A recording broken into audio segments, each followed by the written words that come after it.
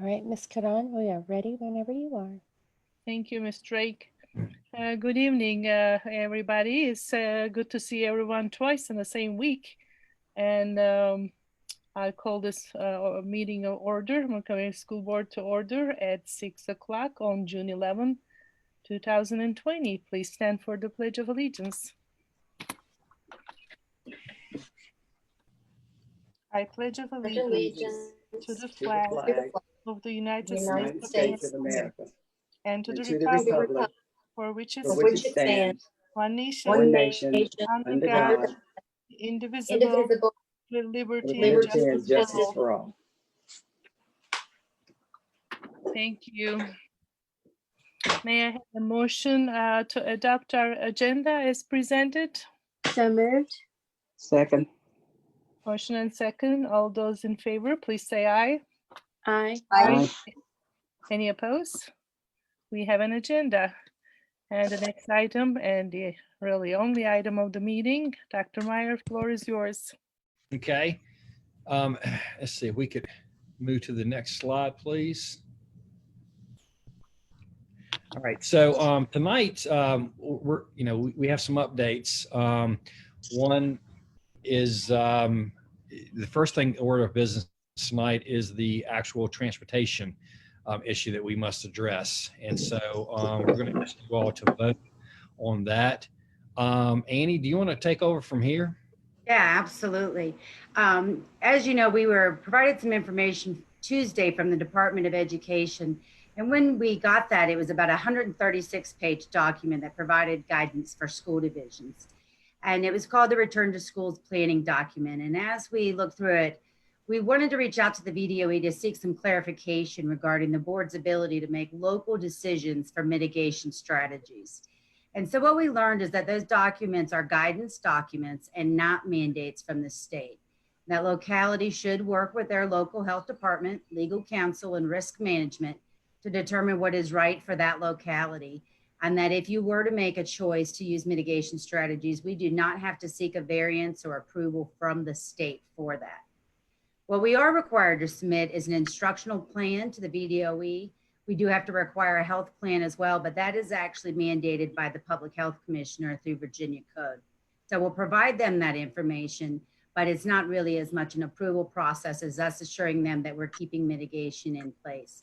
So the board does have the ability to make decisions on what they want to do in that area. So if you were to approve that mitigation plan, that would provide us an opportunity for additional scheduling options to be presented to the board for review. Brenda, if you'd go ahead and click for me.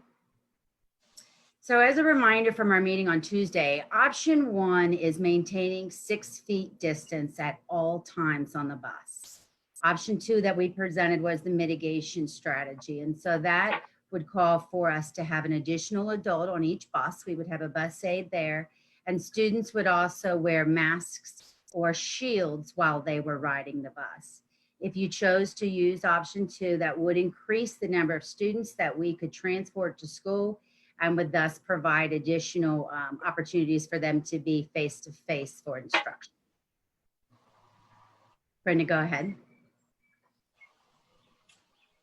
Okay, so what we're asking you all to do is to make a motion, I guess, to pick one of the two. The option 1 allows us to have 12 to 13 students on the bus. Option 2 is 26, which is 1 per seat. Of course, we would be in favor of the 26 per bus because it's going to allow us to open up an additional option for school in fall. And before we move forward, then that would have to be approved to be able to show you those options. So any board member ready to make a motion on transportation options? I motion that, go ahead, Ms. Franklin. I move that we adopt option 2. Second. Any discussions, board members? Respond, any comments? No. Ms. Franklin? I'm good. No. Good. Ms. Graham?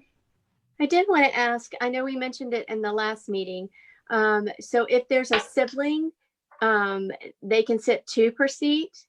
Yes, that's correct. So we could possibly get more than 26 on a bus.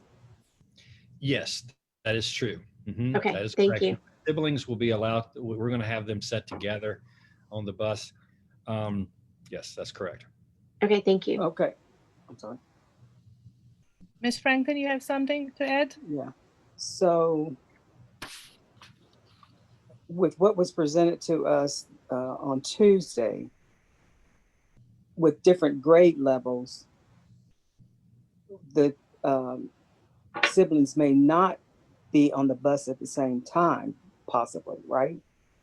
All right. So the 2 runs will be like they are now. There'll be going to the 26 also allows us to reduce the 2 runs in elementary that we're going to have to do in different times.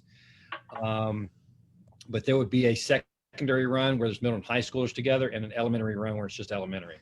So they would be, and then too, something that's important to understand is that our administration will create the same schedule too. That's been a question from parents. You know, if we do some rotating schedule, can my kids be on the same schedule? And the answer is yes. And so, because it allows us to get more kids on the bus, and it's easier for parents, obviously. And so, at least at that level. Does that answer your question? Yes, that does. Thank you. Okay. Ms. Cass? You have any comments?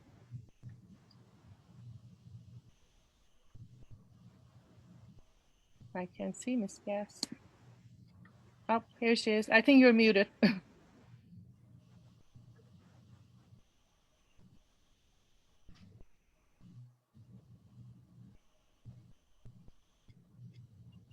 Okay, can you hear me now? Yes, Sorry, yes, my computer was frozen. I couldn't unmute. No, sounds good to me. I have no comments. Thank you. Ms. Parton? Sounds wonderful. I think the more kids we can get back into school immediately face to face, the better. So I'm all for option 2. Thank you. Thank you. And I agree with all that said. And I guess when we say siblings sharing bus will be elementary siblings can share seat and secondary siblings can share seat. All right. Correct. Thank you. And Ms. Drake, can we have a roll call? Of course, just to confirm, the motion is to adopt transportation plan option 2 for the 2020-21 school year. Ms. Bond? Yes. Ms. Franklin? Yes. Ms. Graham? Yes. Ms. Cass? Yes. Ms. Parton? Yes. Ms. Karan? Yes. Motion carries. Thank you. Thank you, Ms. Drake. And also, Mr. Chabaka shared with me when he mentioned that he won't be able to attend that he is in favor of option 2 as well. Okay. So now that you've passed that, what's great about that, it opened up another option for us and how we can actually get kids to school. So what's going to be presented to you tonight will remind you of the option for school at the 50% plan for elementary, middle, and high school. And then we'll actually show you an additional option for a 50% plan. And if you all think that it's okay to do this, we will then send out a survey allowing students, parents, and teachers at the various grade levels to choose which plan they would like to see in the fall. And so who's up next? Is it Mr. Pauly or Ms. Wickham? Secondary, elementary? Elementary. Okay. All right. Go ahead, Ms. Wickham, or Dr. Wickham. I'm sorry. Excuse me.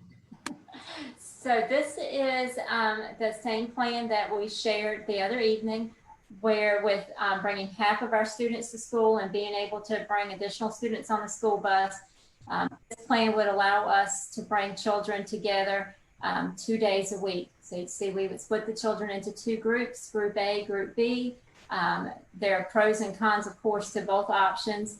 What this would allow us to do would have 2 full days so that instruction for teachers and our students would look the same as it has in the past. and we could move our schedule forward in that way. Obviously, a big con of this is that 2 days while children are in school, half of the children would be at home. And so figuring out the best option to be able to reach children at home, of course, is a big option or a big con to this. Brenda, next slide. So the additional option with being able to bring additional students on the school bus, this equates also to 2 full days. But in this way, we would split our children in half, same as before, but have an AM schedule and a PM schedule. So children would be able to come to school as a pro of this every single day and have face-to-face time with their teacher at school. And meeting with the Elementary Advisory Committee today, one of the cons that was pointed out possibly would be, do you have enough cleaning time in between the 2 groups and exposing additional children potentially to the virus. Another, of course, would be then working out the schedule of what do you teach during those 3 hours. And as much as that, you know, again, a different schedule from what teachers and students are used to. So certainly pros and cons of both, but this does allow us to have another option for families. So, in speaking to this, some may ask, well, it's the same number of students. Why did this just come up? And the reason is because with the middle and high school's additional option, it actually takes out the run in the middle of the day for the middle and high schools, which then allows us to make a run in the middle of the day with our buses for elementary. So, like Dr. Wickham said, this model allows students to come to school every day for half a day. And so I open this up to discussion. Ms. Parton, any things you want to ask or bring up? I'm liking the students being at school every day. I'm liking that part of it. I know that there's probably going to be some issues that go along with that as well. As far as which time probably would suit parents' schedules and that type of thing. You know, if that could get worked out somehow to where we had enough that would be in one time frame and enough that would be in another, that might not cause an issue. But I have to say that I do like the fact that they would be going to school at least half a day every day and having at least 3 hours of face-to-face interaction and structured time with their teacher and in the school. And Ms. Parton, let me speak to that. We would do the best we can, regardless of schedule, to work with families the best that we can in terms of what is most convenient, whether it be an AM or PM schedule with families. And we would allow parents to make that request. Okay. Perfect. Or the other option, what 2 days are best for you? You know, whichever one it may be. Yep. Thank you. Ms. Cass, do you have any comments? Yeah, I guess what I see here is just sort of what we had before, but split up differently. And I just would really like to see us get, I still see this being a real difficulty for parents from an employment standpoint of having a child home for half a day, 5 days a week, or actually 4 days a week and all day for 1 day a week. And I think that this is, I know you're trying to work around transportation. I'm just wondering if I would just like to see us focus on trying to get them there for at least another whole day, as opposed to just, or you know, 4 half days or 2 full days. I just see this being really difficult for parents, and I know transportation is an issue, but I also know a lot of parents have emailed and called, and I'm sure you've gotten calls too, that they are willing to find ways to work on transportation because they really want their kids to go to school. And so I appreciate the effort in coming up with an alternative, but I still personally, I feel like I think if we could engage our parents to help with things, we might be able to make it work in a different way, or find alternative places. I mean, I talked about this at the last meeting. I mentioned really thinking outside the box of how to utilize the space we have, as well as maybe other space in the community. We've got rec centers, we've got churches, we've got empty storefronts all over the place. That just sit there with nothing in them. And it kind of reminds me when we talked about the middle school and the high school and trying to come up with some new solutions other than just, purchasing and building a new school. Can we be creative? So, Ms. Cass, I think you've made some excellent points, and you're right. We've certainly heard from our parents, and this is very challenging that they can piece alone. And we've had several parents to reach out and say that they'd be willing to provide transportation, and we have just a tremendous community. The other part that we have to work around with the restrictions is the amount of students that we can have in our classes. So part of what we're trying to do is also maintain 6 feet of distance between our students. And all of our teachers will be with our students Monday, Tuesday, Thursday, Friday. So even as we try to brainstorm around it, I think that's a great idea. How do we, find other locations? Then we don't have the teachers to go to those locations. And I hear you, and we've heard those concerns, and we're very aware of them. Hey, Dr. Wickham, can I interrupt you there? Yes, sir. One thing that I think that everyone needs to understand at this point, now that you have agreed to allow the 26 students per bus, transportation is no longer a barrier. With the 26 per bus, we are maxing the capacity of a classroom now with 6-foot social distancing. So basically the bus is not an issue anymore. We can work around transportation. Now it's about how many students can be in a classroom at one time. And so that is pretty much solved since we've been able to do that. So that is good news. But we can only have a certain amount of students in the classroom at once. One thing too, when we say a half will be there, technically it will be more than a half, because students whose IEP deem it necessary to be in that class will stay all day. Students that are ELL who need the services will stay all day.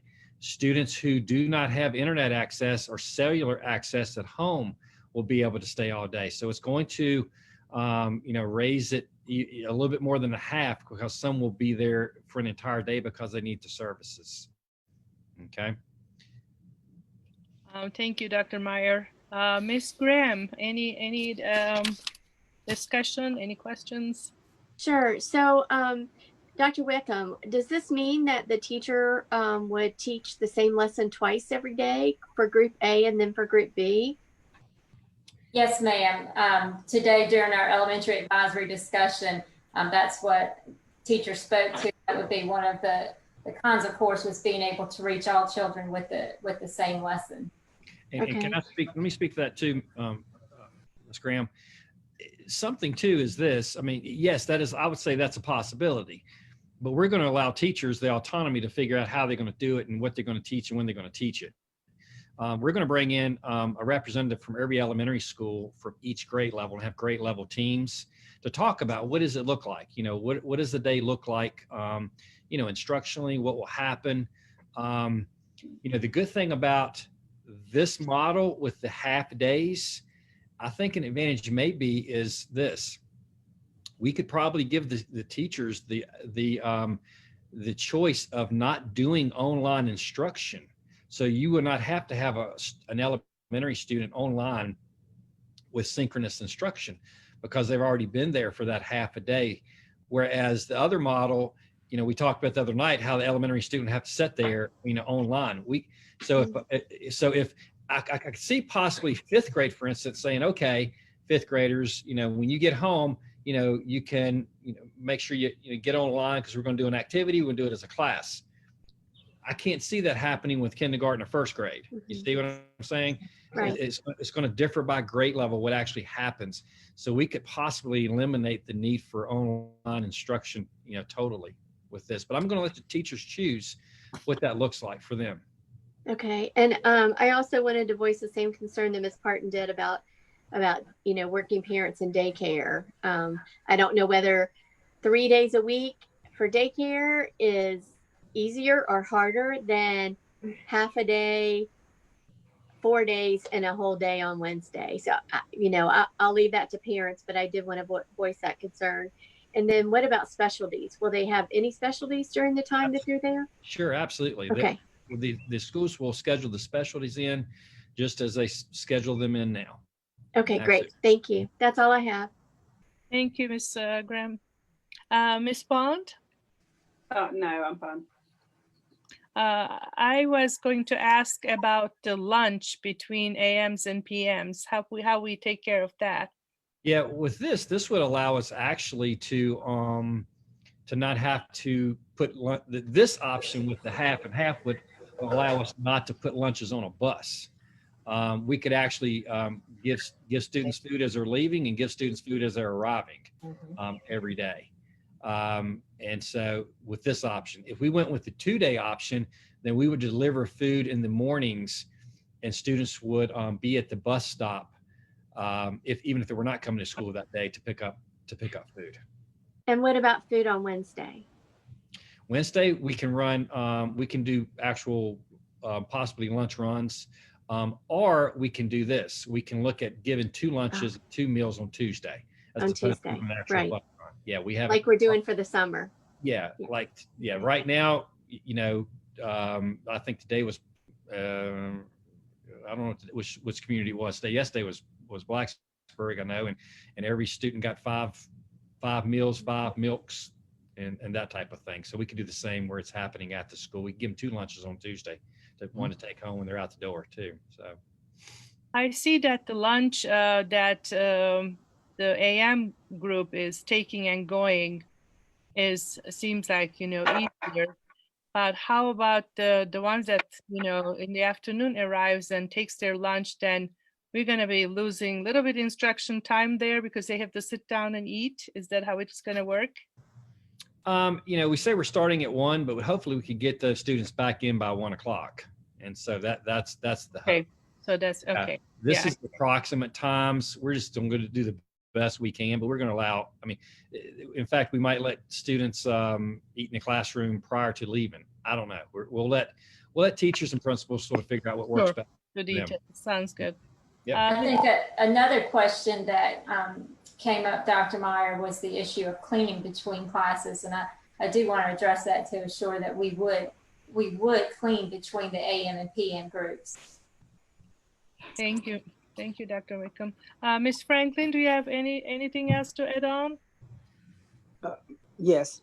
So I may have missed this, but the afternoon students, what about breakfast? Yeah, what we could do, we could actually, and Mr. Kranz, if you want to address this, we would get breakfast to them. It could be when they're out the door, give them breakfast the next day. Mr. Kranz, any comment on that? We can do that, and as well as we're looking at the afternoon group getting a snack when they leave for the day.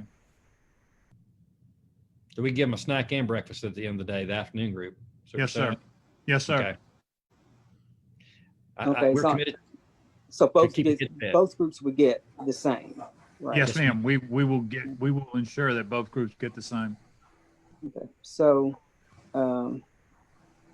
like everyone else, childcare is still an issue, but I also believe that it's important for our students to be in the classroom every day, for many different reasons. So I'm feeling better about this option for that reason, and because our employees might not have to work quite as hard as far as making sure that our students are being fed. That's also a plus for me.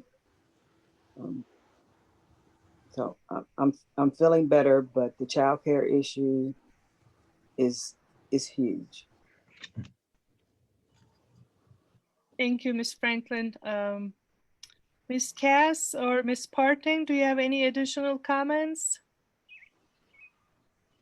No, I mean, I think I've said what I feel. I realize that it's a difficult situation and there's no perfect solution. Like Penny said, I worry about the childcare situation. I wish there was a way to get them there even one more day a week, but I guess Wednesdays we need for the teachers and cleaning. So I just wish we could come up with something just a little better, but it is better. That I do like it better than the other two options we looked at the other day. How I'm about still leaning towards this one, just due to the fact that we're getting these kids in school every day. I sat and watched mine, who is a competent student, but as time went on, I could tell that we're missing it by just doing everything online. So there's definite concerns for just a strictly online courses would be. Childcare, I know, is huge because I've dealt with that personally myself, and I totally empathize with the parents that are having to work full time and trying to find the childcare. However, I do feel the parents would be very excited to have the kids in school, even if it is just for a half a day, because they would be there every day. And I want to say, I hope that maybe there might be some places or groups, maybe even churches, that would step up in the community to try to help out our school with childcare, childcare help. If that's the case, to help make it a little easier on the parents with this issue. Let me say, I had a really good conversation yesterday with Miss Biggs from the Board of Supervisors. She was appointed to a state committee. And if you all know what the name of that committee is, I welcome it. But do you know what's that, Ms. Franklin? Isn't it vast? It's part of that organization. And so she met yesterday with a group of other reps around the state with the governor. And she called me before to ask, what is it that I can tell him? What do we need? And the first thing that came to mind was the child care piece and funding for that. And the state has a large amount of money that was given to them for the CARES Act to then redistribute around the state. And I told him it would be great to use that funding to supplement our child care, and actually, any school that has the initiative to create their own child care program, to help us pay for it. So, if they're paying for it, then we wouldn't have to either not charge parents, or it would be a reduced amount, obviously, compared to what it is now, because, an opening child care right now, we have to pay the expenses of the program. It's not something that's in our budget, obviously. And we would still make it as low as possible. But if we were to be possibly funded by the state government for that child care, that would be very helpful to families in our community.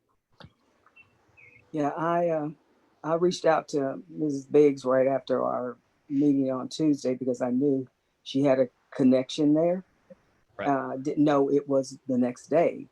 And I have to shout out to Mary Biggs for really stepping up and contacting the superintendent and getting all the information she could to make sure she was going to be asking the right questions and looking out for Montgomery County and all students across Virginia. Well, I gave her a list of things, that's for sure. And that was the first thing. She said you did. And when do you think we would know about the answer to that? I'm not sure. She contacted me after the meeting, and she said that the point was well taken about the funding possibly for childcare. Yeah, that was something they were going to actually look at, and they better. Yeah. You're right. So feel free to contact whomever at the state level to encourage that for our families. Dr. Meyer, some of the other questions that we've received in addition to childcare is what happens for those children who are in school all day on a schedule like this. And I think you addressed that earlier. That's something that our teachers would need to discuss and decide. You know, for some children, would it be appropriate to have the same lesson again to be able to participate? Would it be appropriate for the teacher to assign those students something to do differently that afternoon?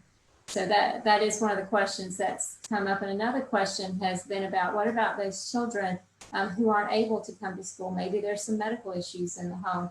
And again, we are working on that. We're having conversations with elementary advisory, with technology, to find out what will be our best option for all of our children who may need to stay home. So with that, you know, we're looking at a virtual option for students who cannot come to school because of possible health reasons and they're high risk. And Dr. Wickham and the elementary committee is actually working on that. So I have a question. So when you were talking about students with IEPs, ELL students, and students who need to be in the classroom, and the allowance we're making for our teachers to have their students in school, does that increase our ability to have more students? Or do we have to take those students into account with how many students we have in the classroom? Yeah, we have to take that into account. That's why I said it would be a little over half. And so, for instance, if a class is 25, all right, which is very possible, that means half on a regular basis is 12, obviously, of 13. Depending on the school, obviously, an average classroom size is about 800 square feet, which we said is 20 to 22 that could be in that classroom. But that's going to vary. If you have someone like Harding Elementary School, that's not the case. In Christiansburg High School, they have some rooms that are 400 square feet. So actually what I've had Mr. Krantz do, they're working on this now. They're going to every building and figuring the capacity with social distancing in every single classroom. We're posting that on every single classroom door, social distancing capacities, so that our principals and our teachers will know how many kids can or cannot be in that classroom. Does that make sense? Yes. Or answer your question? Okay. Board members, any other questions regarding this new slide? I mean, this new option on this slide? I'm really excited the continuation of the young kids in their day, that at least they have some kind of a continuation, whether it's in the AM or PM. I mean, none of those options, of course, ideal, and all those options have its problems. But again, the limitations, we can't do much about it in terms of how many heads we can have in classes with our number of staff that we have. So, and I feel like this will be, and I'm glad the parents are going to be the one obviously making a choice whether they like to have their kids afternoon, home, or the childcare options better for them in the afternoon, or 2 full days of the week. And I'm looking forward to those results. But this is definitely much better than the other one, in my opinion, as well.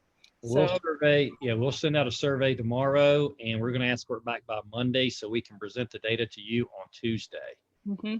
Okay. That's great. I think we're ready to move on. The next slide. Okay. I think so. All right, this is Mr. Pauly. Sorry, I had to unmute. Yes, so first I want to thank the board. I appreciate that you voted to allow us to expand to 50%. That really opens up even what is now considered option one, the schedule that we presented yesterday. It even makes that as best as it can be. But just like Dr. Wickham in elementary, I believe we have another option that I'm really excited about. And I had the opportunity to be on Zoom with the high school principals until late last night. We talked into late into the night, and then early this morning with middle school principals. And then I too was able to reconvene the majority of my advisory committee, which has parents and students and teachers and administrators. And they were pretty excited about not only the 50%, the prospect of the 50% making this schedule option better, but the new option that I'm excited to present to you.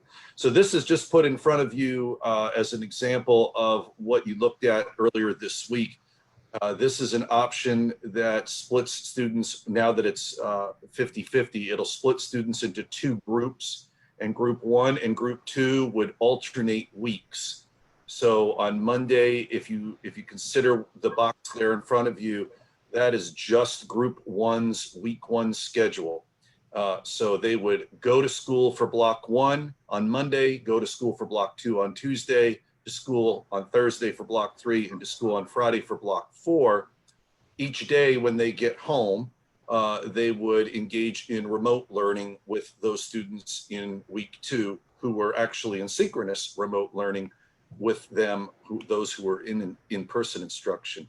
So the downside to this plan is that if you're in group 1, you get to go to school every day for one of your courses and then go in remote in the afternoon. But if you're in group 2, you're not going to go in on that week. So it makes group 1 and group 2 alternate weeks. So kids are at school one week, not at school the next week.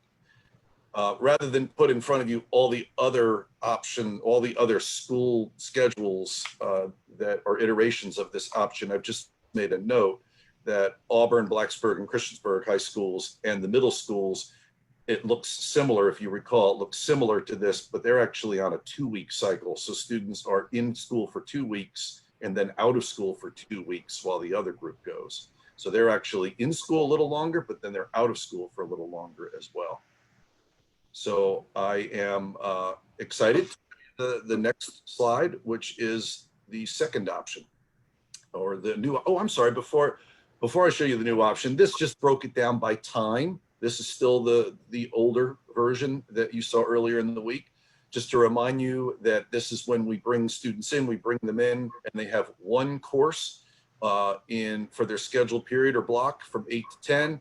And then they have some unstructured time from 10 to 11 where they can get some assistance and have resources to use while they're in the building. And they are dismissed by 11. And then when they get home, they join their classmates who have been at home in remote learning. As you can see on the second row, group 2 stays home that entire time. So that just shows you how the time schedule works. The other was an overview of the whole week. This is one day. So I have a question. Yes, ma'am. So you said that Blacksburg would be on a 2-week cycle? Yes, but ma'am. I thought you said that they would be on an 8-day. Did I understand? Right. 8. I did say 8-day the other night, but it's 8 days or 2 weeks, right? Because it's their 4-day weeks. So they're on 1 week, start A, okay. and the other week of B. Yeah. So sorry, Okay. switch terminology because I realized I'm trying to speak in terms of weeks now to be consistent. Good catch. So I'd love to show you the next option. If you go to the next slide, Brenda. This is the new option 2. So what this does, the advantages you can see off to the right under the word draft, I've underlined 3 key phrases. This puts kids in school with classes in session, in person, and all students get to go to school every day that schools are open. So let me explain. If you, I did a little bit of highlighting here so we could just follow one group. So let's pretend we're all in group 1. If we're all in group 1 on Monday morning, we're going to go to school and actually get to go to our block 1 and 2 classes. Then we are going to go home and we are going to go to our block 3 and block 4 classes remotely. Then the next day on Tuesday, if I'm in group 1, I start out at home and do blocks 1 and block 2 remotely.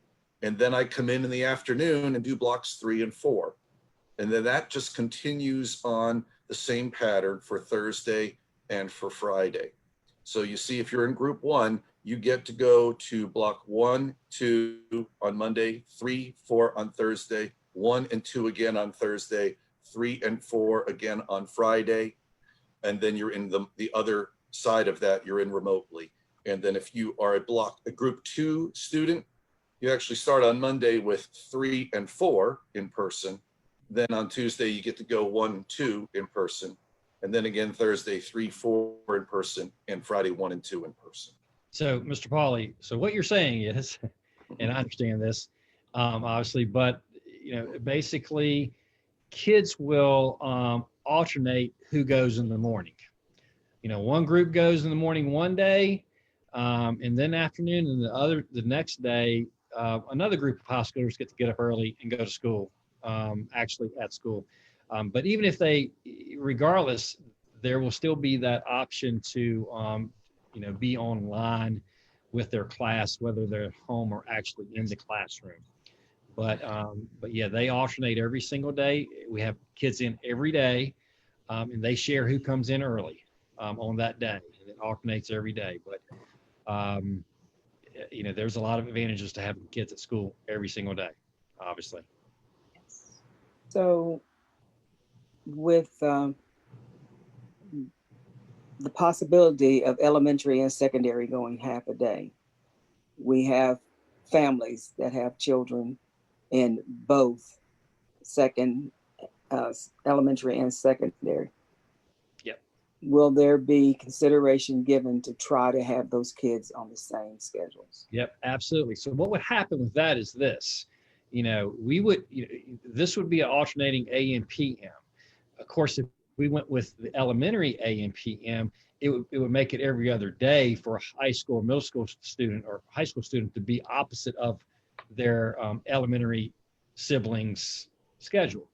So if we have that issue, we would make room where, and it may be a couple other issues too. Maybe it's work for a high school student, all right, who has to go to work. And we would make room where it would be with their sibling in elementary school. So instead of alternating morning, afternoon, we would just have them come in every morning so they can be with their elementary students in the afternoon.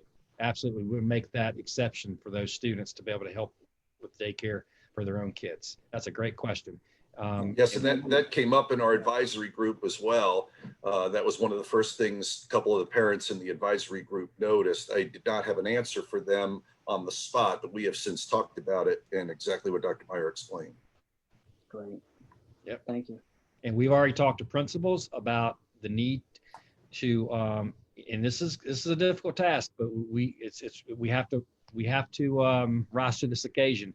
Is they're going to have to work with their counterparts in the middle and the elementary schools when it comes to families and siblings if they need childcare to help out. I have a question. Sure. How will this affect high schools that are not on block schedule currently? Yeah, so I appreciate you asking that. I was just about to say, I neglected to point out in the header right there, and I meant to say that first. This option says that all high schools are going to have to be on a block schedule. So the schools that impacts the most are Auburn and Christiansburg. And I met with those guys again this morning, and overnight, the two principals there, Mr. Stewart and Mr. Deibler, came up with a fabulous option for themselves in their schools to work within this framework to take what is their period, currently their periods 1 and 5, which I don't know if you're familiar with the term, but we call them skinnies, right? The 45-minute year-longs on either end of their schedule. And they have figured out a way to work within this block schedule and turn periods, what is now their periods 1 and 5, into an A and B format within this structure. It's quite brilliant, if I don't say so, for my colleagues there at Auburn and Christiansburg. They've got it figured out as the answer. Eastmont already does a 4x4. Blacksburg already does an AB, which is nothing more than a 4-block system, a 4-block schedule that just brings them in on A days and B days. And that works right in with this schedule. And we have that one fleshed out. I just didn't want to inundate you with every single one of those. And I'd like to show you middle school as well. It looks a lot like the AB in Blacksburg High. So yeah, so it can all can work within this schedule. Yes. So Miss- it can, Ms. ahead. Bond, do you have any questions?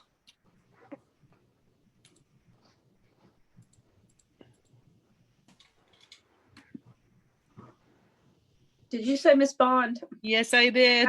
No, I'm good. You're good. How about Miss Parton? I'm still all for the more we can have the kids at school face to face. I think that's going to be the most beneficial. I know it might be a little tricky trying to work around the schedules and the childcare and the, all of those other little details, but I still think we're going to have parents willing to try to do and help out and whatever they can, and hoping that we can help the parents as well. But I still think the parents are going to want their kids in school as much as possible. I definitely agree. Ms. Graham, do you have anything to add?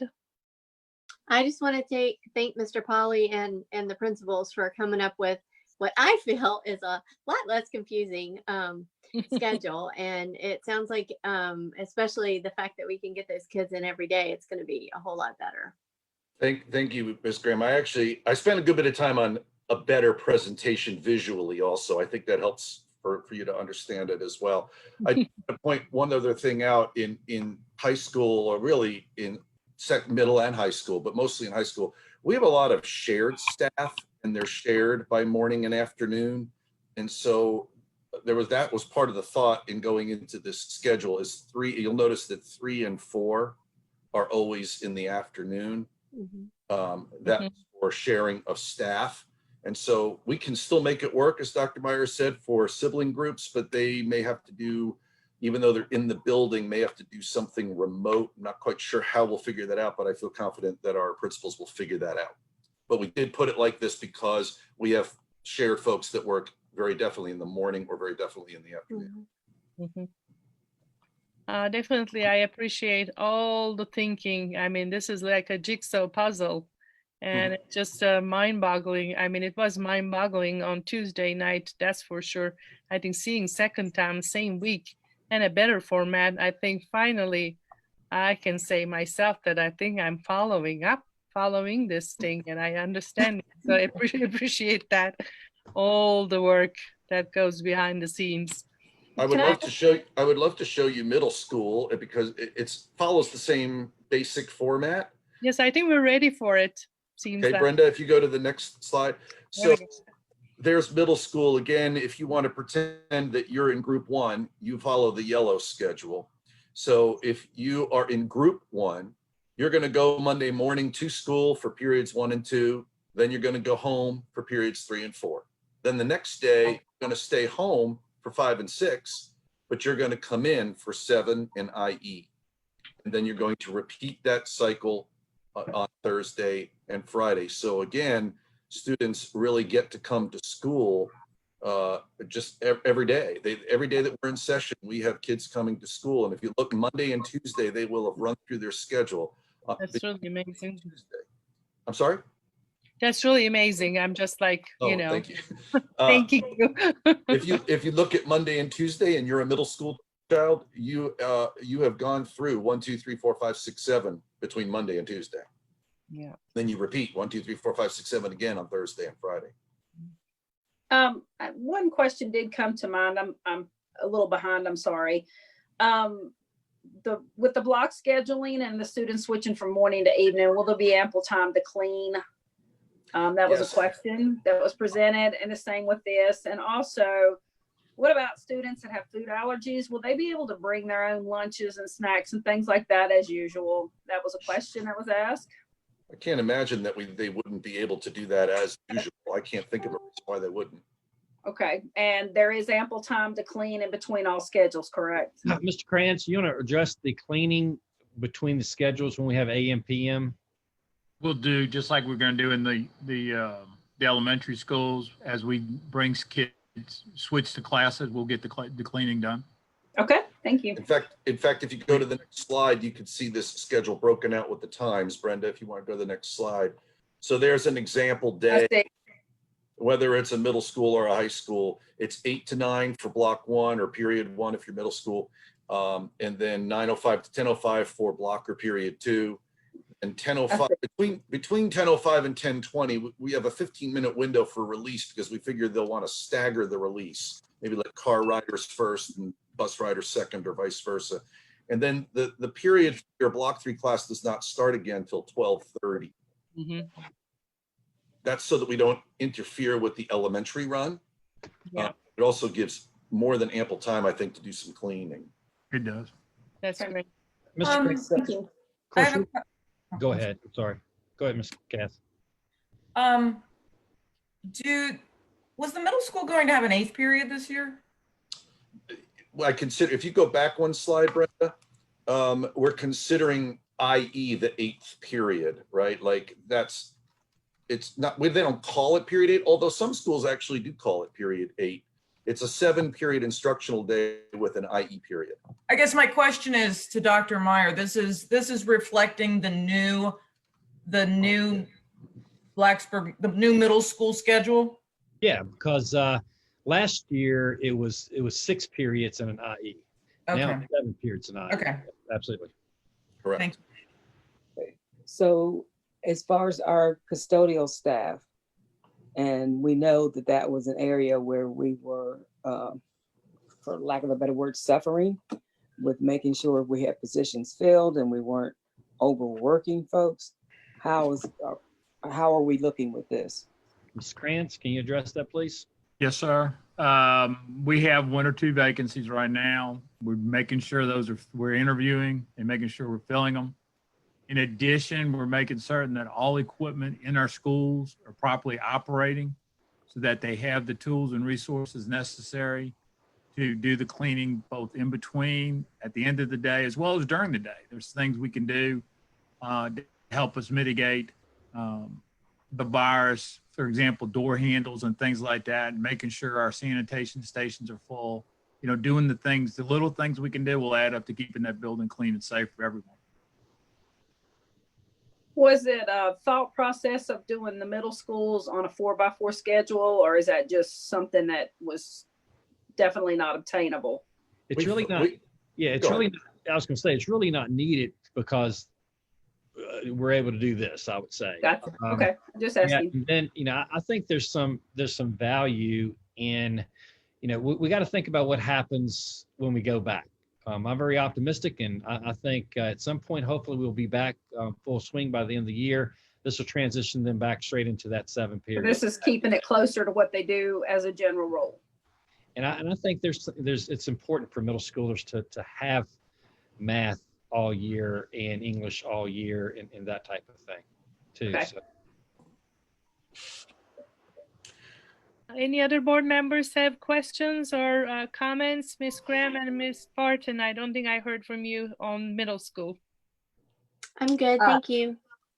Yeah, I had just stated that I like this because it's the everyday again. And I think it provides the structure and enough face-to-face time with this particular age. I think with this particular age in the high school, I know the secondary and elementary schools, probably need more at that age, but, I think it's crucial. I think it's crucial to the middle school and high schoolers too. I know they're older, but I do think that it affects many different things other than just their regular learning. It affects things like their well-being, their mental health, and things like that. And I think we need to keep those items at the forefront of our minds as well.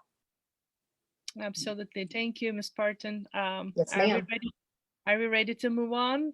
Well, I would just like to, okay. I would just like to also say thank you to everyone for all this hard work. I definitely feel like I can breathe a little better than I did Tuesday night. And I hope that our parents and our students will agree with that. But having kids in school all at least some portion of the day is just absolutely fabulous.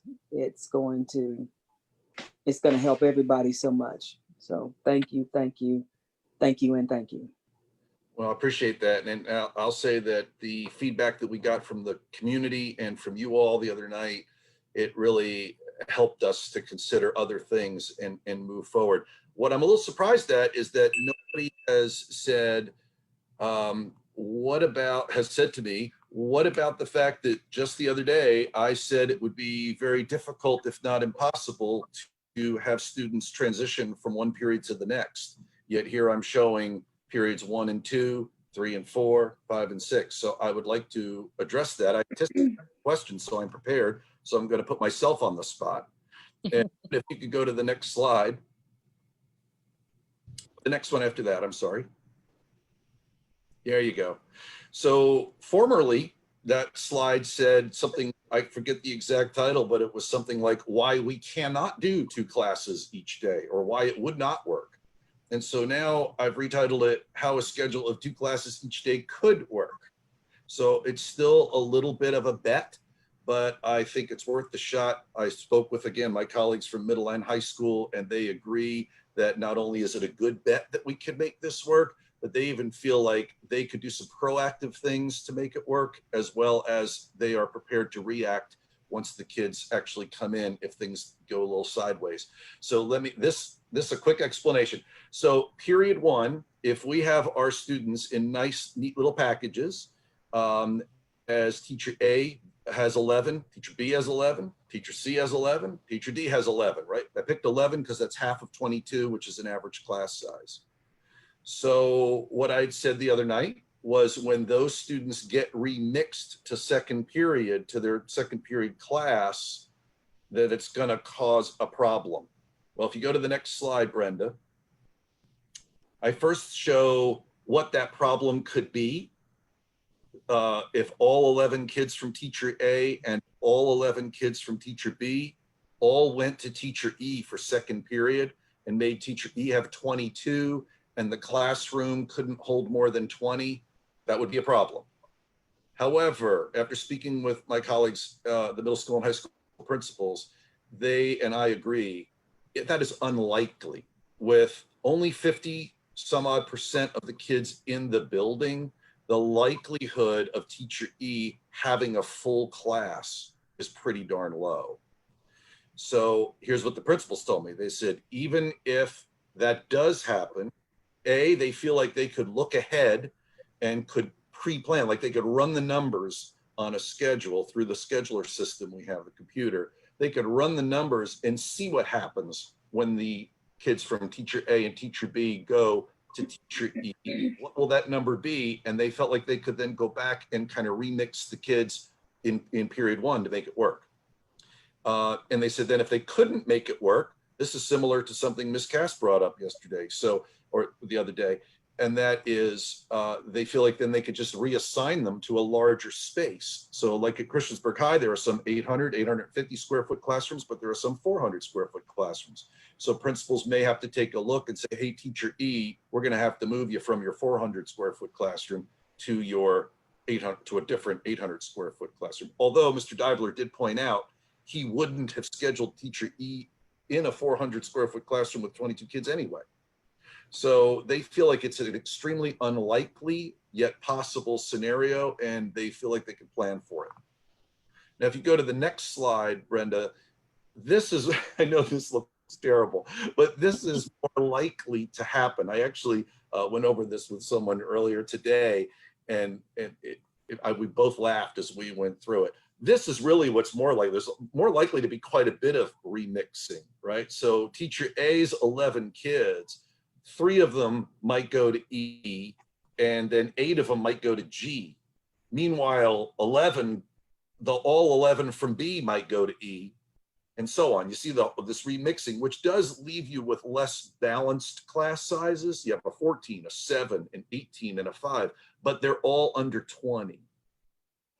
So we think, we being myself and the secondary principals, we think this is the most likely scenario where classes, yes, will get remixed and will become uneven, whereas they've struggled, they will have planned ahead to make so nice and even.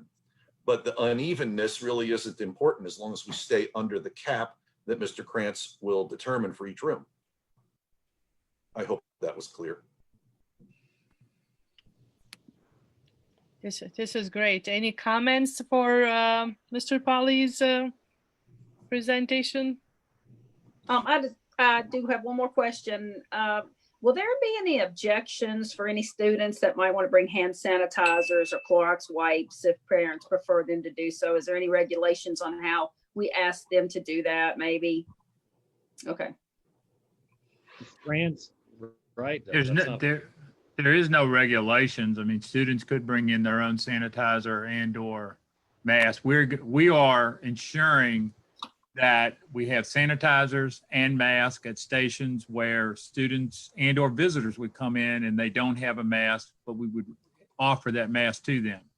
Okay. In addition, when we look at the changing of the classes or the changing from, say, period one, I mean, option A to option B of the student body, during the day, under CDC guidelines, we are going to meet the areas that there's high traffic. So door handles, the front desk area, those are going to be cleaned and going to be wiped down a minimum once every 60 minutes. That's a recommendation the CDC has, and David Hodge and I, working with our custodial staff, we can maintain that schedule. When the students leave and before the next group of students come in, we're able to hit the restrooms, the common areas, the spots that we have the greatest risk for potential exposures, as well as trying to get to every major door handle we've got within buildings. Some of our buildings, obviously, a BHS and a CHS are rather large, but we think we can do it. And we think that we can maintain our buildings very safely. Now, at night, we'll do our regular cleaning, you know, making sure all our floors and all our desks and things that we normally do, we will do that at night. Okay. I'm sorry. One more question. Okay.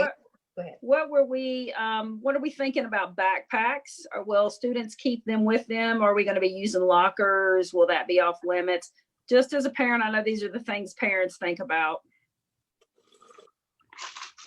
I mean, the lockers are available as they are, you know, were available during the school year. Most students, though, what I find, I mean, they just have now gotten away from lockers. I agree. I just think they're all close together. How will that be handled? Well, with the 6 foot distancing, you'll have, so every child basically in a classroom will have 36 square feet. Gotcha. You're talking So it's basically a bubble. Yeah, in the hallway during class changes, we're going to have conversations with principals and determine how that will look. Okay, gotcha. Make sure. And I actually, that the principals brought that up last night and again this morning, and I had questions about it, and they were like, "Oh, we've got this." Like they're all over it. They already they're going to do some sort of staggered releasing of kids. They're not going to open the floodgates and let them go. Okay, thank you. Mr. Krantz, I did have a question. Yes, ma'am. That was brought to my attention. I do have some that are wondering, will we have time to clean the buses in between the routes? Yes, ma'am. We actually will spray down the buses before we start our run. Mm-hmm. We will, after we make each run, spray down our buses with a product that's the CDC recommends. And then at the end of our day, we will actually do an actual wipe down of the buses with every seat with a rag. So we are hitting the highest standards we can that the CDC recommends to ensure the safety of our students and staff. Great, thank you. Sounds good. Okay. So I have a question that kind of goes back hitting on what Jamie was mentioning about folks bringing in their own products and the products that we're using. So I have a lot of sensitivities to chemicals and fragrances. So if I'm doing okay with what the system is using, but then everybody else is bringing in everything that has all kinds of scents and different chemicals in it, I could have an asthma attack. Right. So are we using things that are going to be unscented, fragrance free, to as much as we can? But that is an issue with students also. And that's an excellent point, and that's something we'll have to discuss. We are using things, as Mr. Krantz can tell you, that are fragrance free. Yes, sir. I have a question. So, Tommy and Carl, in between high school classes and middle school classes, there's like 5 minutes. Are the classrooms, what's the expectation of cleaning the desks and doorknobs and other common areas in between the classes, or is that? In between the classes, in this class, we will want to hit restrooms and door handles that are our biggest risk areas. Trying to get into classrooms in a 5-minute change would be extremely difficult. Yeah. You know, now to the extent if we identify a risk or say there was a spill, those areas will be immediately addressed.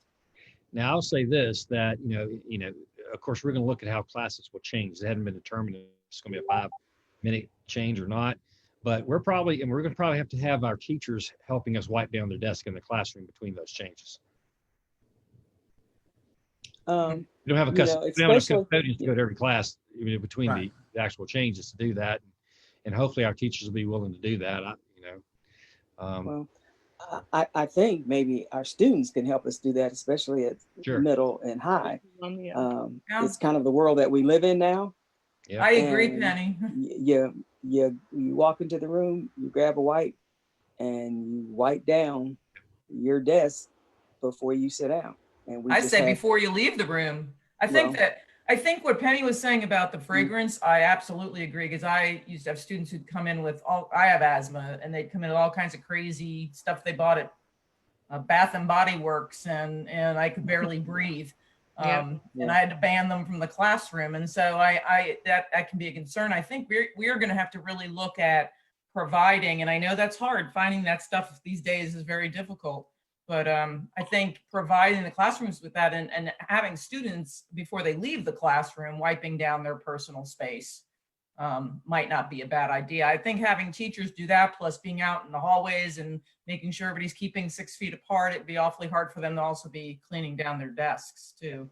Well, the student, the idea for the student doing it, that's great as well. Y'all sort of talking about some details that we need to still work on. So, but I appreciate the thoughts. Absolutely. Can we go to the next slide? I believe that's Annie is up next. It is. So we want to share a little bit about what's going to be happening on Wednesdays, both for our students and for our staff. So on Wednesdays, we're going to have some different opportunities for students to engage in while they're at home, should that be something they and their parents choose. And our student services department is working really hard on this. So some examples of things might be counseling that would be provided while they're at home via, those internet options, or if needed, we would work on how we would, do that through another way. But looking at those different types of social emotional learning, providing students across high schools opportunities to engage in forums and discussions with each other, talking about relevant matters that are, facing our students, giving them an opportunity to have voice, having student leadership opportunities.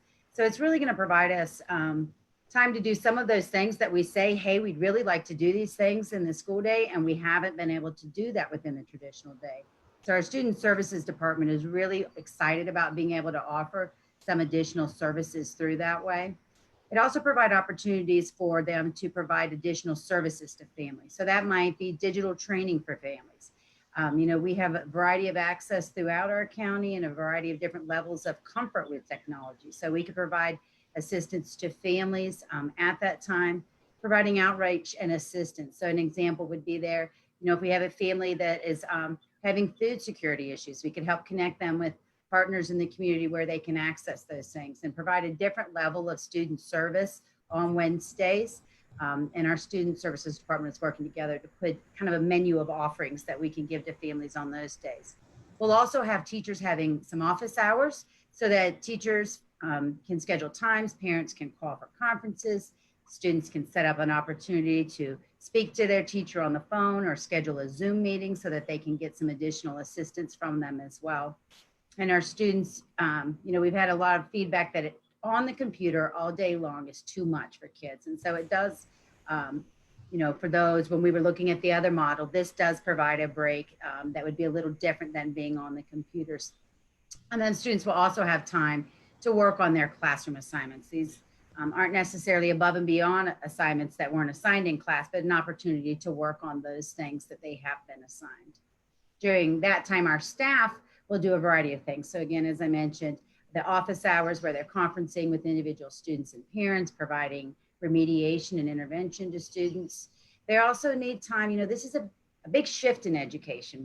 We closed the doors one day and then we had to reopen, and it, not physically open, but we had to restart education in a whole different way. And so it is different for our teachers, and they need an opportunity to look at how that looks a little bit different, what their pacing looks like, to be provided professional development on how we are trying to provide instruction in less time than we usually have in face-to-face, additional supports and technology needs that they may have.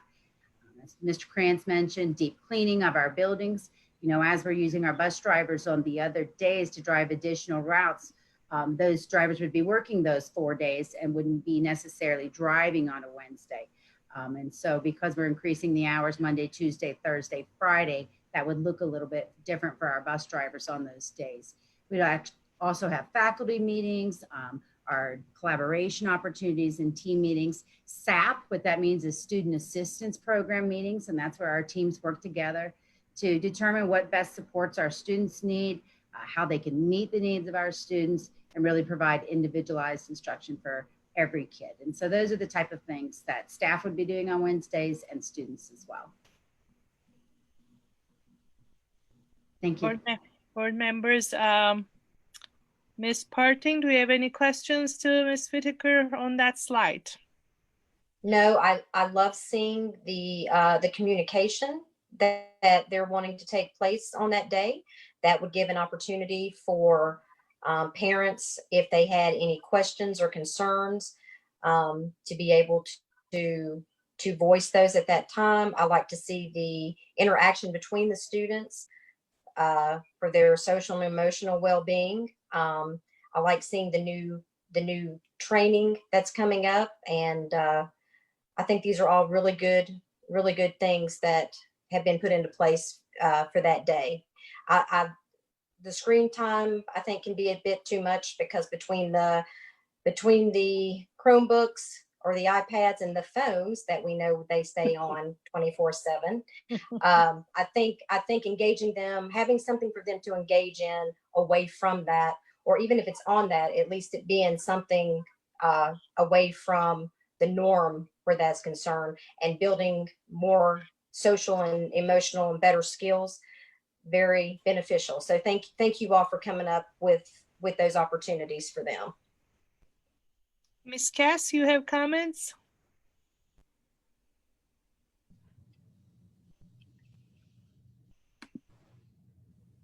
You're muted. I keep forgetting to unmute. On this slide, no, I do have a couple other comments or questions, but it's not on this in particular, so I'll hold. You go ahead. That's all right. You go ahead, and then we'll move on to next board members. Go ahead and ask. Yeah. The question I have is, what are we going, or have we put together plans, or I guess this might be something that's you're still working on, and I can understand why. But what we're going to do when a teacher tests positive or a student tests positive, how, because that's going to really change the dynamics pretty drastically once that happens. So are we putting together contingency plans for when that happens and procedures? Yeah, Mr. Garrettson, do you want to address how we're handling that? Yes, sir, I can answer that. Ms. Cass is correct. We do have to provide that information to the Virginia Department of Education before we engage in any of these new programs. We do have to submit our plans to the state for their review, and they do have very much a template that we answer, and that question is part of that template, and it is still, at this point, at this recent date, not quite 100% complete. That is also a portion that we will work with our local health department on, but we do have to provide that information. We do have to build that plan and present that to the state before we can move forward with any of these initiatives. Okay. Thank you, Jason. And as I spoke about right at the beginning of the meeting, we do have 2 plans we have to submit to the state that Jason just referenced, our instructional plan and our health plan. Both of those will be posted for the public. Both we want to post them, but we are required to post them as well. So everybody will have access to all of the information that Jason's referencing. It'll be publicly available for everybody. Thank you, Ms. Whitaker. Ms. Graham, do you have any comments on the slides or otherwise? I don't. Thank you. Ms. Bond, do you have any more questions? No, I'm good. Thank you very much. You're welcome. One question of mine is, and I'm pretty sure this is what we're doing, and I know we bought a lot of PPEs. So I'm sure we have enough hand sanitizers, we have enough masks to cover all our staff and teachers and, bus drivers and, everyone that is working for us. And also I'm wondering, and I'm hoping everybody that works and gonna implement these things that we've been talking are willing to come back in the buildings. So our staff are ready and comfortable to work in the buildings. Am I right? I hope so. I don't know if that's necessarily true. I do think there's teachers that are concerned about, some teachers obviously all of us are not children any longer. And so, we have concern about our health, and some people are compromised. And I think, and as a teacher, you're being exposed to, a bunch of different children every day. So I think we probably do have some teachers who may not want to come back into this environment. I don't know. I think that's a conversation that needs to be had.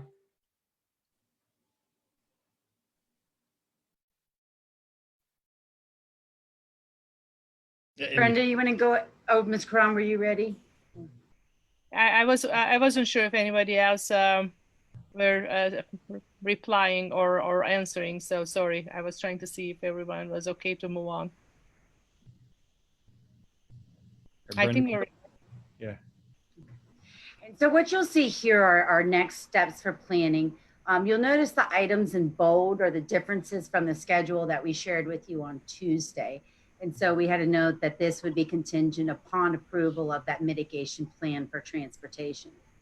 So we had to change our timelines and the information we're going to be seeking from our stakeholders a little bit, because now we're going to be able to have more opportunities for students. And so what we're going to do is the plan is for tomorrow. A survey is going to go out to our stakeholders. And that survey is going to ask our parents, teachers, and our students what parents or guardians, teachers and students, what option they prefer. So the options that you've seen today in the presentation, you will, as stakeholders, get an opportunity to let us know what your feeling is. And we'll ask for you to respond for that for each of your children, as they may be at different levels and you may have different feelings for each of those situations. So that survey will go out tomorrow. Our timeline on that is very short. So we'll need the community's help in being responsive and getting those surveys completed and sharing the word. We would like to have those back on Monday. We have another board meeting on Tuesday.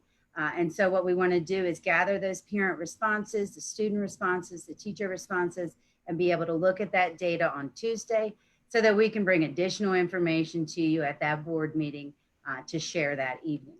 So we'll collect the surveys, and then what we'll do on the next week on the 16th is you will vote on our scheduling options based upon the data that we present to you from the responses to our survey. You'll also vote at that time on our policy revisions that Mr. Pauly presented to you for the virtual middle school and high school programs. At that time, during that week, then we're going to launch a transportation survey, and that's going to go out to our parents and guardians. And that's really going to be asking them about whether they will be able to transport their child to school or whether they will need for us to transport their child to school. And we'll be asking some additional questions at that time as well, so that we can determine what the parent needs are and do our best to align student schedules with those parent requests. The next week, what we'll do is start having parents reach out personally to the families that were not able to complete that survey So again, as much as we can, encourage our community members to complete that as quickly as they can and share, share with those they know that we are seeking that information. Principals will be contacting those who weren't able to individually. And I'm sure you understand that that could push back the timelines a little, the more personal calls that we do need to make. Then what they're going to do is move into the analysis of that survey data and work with our transportation department to develop the bus routes and begin those class assignments. We shared a little bit with you that we're gathering data on childcare providers, what would be available in the community. And so we're going to be able to tell you a little bit the week of July 6th about options that are available to parents out in the community. The week of July 13th, we'll move into principals completing those class assignments. July 20th will be the week of official student registration. And then July 27th is when our new teacher academy starts that week. Teacher work days begin August 3rd. And then the week of August 10th, we are starting school. Thanks, Annie. In a normal summer, there's a lot that goes on behind the scenes. Folks ask our people all the time who are 12-month employees, do you work in the summer? And I'd say a lot of our folks, in fact, we have folks in like our IT department, they do not take summer vacation. They take vacation when school starts sometimes, because there's a lot of work that's done behind the scenes to get 10,000 students into our schools, to have everything ready for 900 teachers to come back as well. And there's a lot of preparation that occurs in a normal summer. This is obviously not normal. There's even more work that needs to be done. So our folks that are working in the summer are working around the clock to get things done. I wish we had the luxury, folks, to set and to actually, I guess, continue to consider options for another couple of months and have long conversations. Unfortunately, we don't. We have to settle on a schedule now, and so we're going to do the best we can. I think we've given a couple of options. As I've said before, none of these options are great. In fact, I don't even think they're good for education and for students. However, we're doing the best we can within the limits that have been given to us by our government. And we have to follow that. And so, and I know it's an inconvenience to our community and to our families, but we're going to do the best we can to serve all of our students when school starts. So I appreciate everyone understanding that, most definitely. Is there another slide, Annie? I think that's it, right? Okay. As we finish up here, just want to also, anyone who's out there listening, we're going to get that survey out tomorrow, and encourage your folks that are not here to complete it. The survey will go out. It will divide you out amongst basically elementary, middle, and high school. You can fill it out more than once. We appreciate you can fill it out forever, how many kids you have, I guess. And students will be able to fill it out. Students, if you're listening, our middle and high school students, it's going to go to them as well, and it's going to go to our teachers. And so I would encourage everyone to fill that out so we have a good data source by Monday, I think at midnight. And then on Tuesday, we'll be looking at that information and presenting it to the board on Tuesday night to hopefully make a decision as to the schedule that we'll adopt at the beginning of the school year. And hopefully it's not for the entire school year. But we will see. What other questions do board members have tonight? I just have one. Seemed like to me, I did read somewhere that temperatures were going to be taken for students. Will that be when they get to school or when they're leaving? Actually, from my understanding, and Jason can correct me on this if I'm wrong, temperature checks will not be required in phase 3, but there will be screening checks that will occur. Okay. So we will have to screen students when they come to the building. We do have, actually took this idea from another school division that's doing this, is possibly they'll be screening through the actual technology when they get there and have to answer questions when they sit down to their Chromebook and open it up. They're going to have to answer questions. And And that is a very efficient way of screening. So we're looking at that method of doing that. But we'll Okay, have to thank screen. you. Yep, it's a good question.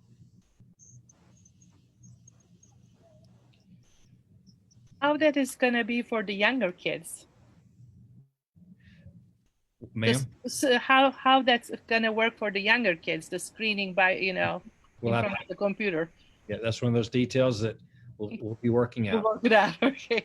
It may Sure. not be on the computer. I know there's still so many components. There's still numerous details that need to be worked out. We're starting from the big picture and working our way down to and I know folks have, 1,000 questions, Yeah. about a lot of different scenarios and things that could or could not happen. And we welcome those questions at some point.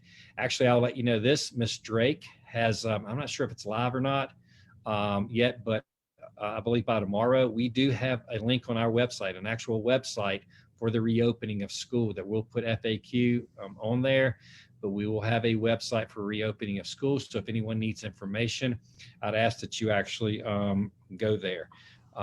It will be linked to the actual homepage, and we'll make it front and center. So if folks have questions, hopefully they can get them answered there. Or if they ask you as board questions, if you're answering a lot of questions, which I know you are, we all are answering a lot of questions from our community now, and that's fine. Point them in that direction too for additional information. That's great. Thank you, Dr. Meyer. Board members, any other questions, comments before we adjourn? Are we all good? Well, it's very nice to see you all second time in a row, and see you next Tuesday in person. And we will let you know where that in-person meeting is going to be. Okay, and I do know that answer right now because we've done our good. You figured it out. Good. Yeah, exactly. I'm sorry I failed to mention that. We're going to do that in our central office. Okay. In the area that we do the work sessions in rooms A and B. Okay, we'll have you all socially distanced, and we will also be able. Our new director of technology has figured out a way to actually basically do what we're doing now and live stream it on Facebook, so folks can watch next Tuesday as well. Okay, and any questions about that? So we'll be live next week again, which is so we won't be in the same room.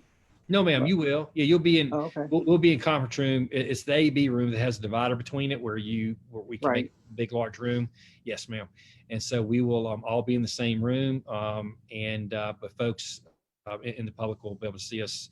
I believe what he said, we're going to use Zoom so folks can see us, but use a different way of getting the audio out through Facebook. So. Thank you. Thank you. That will be great. Looking forward to seeing everyone in person. And the meeting is adjourned at 7:30. Have a nice evening, folks. Thank you. Good night. Thanks. You Bye-bye. too.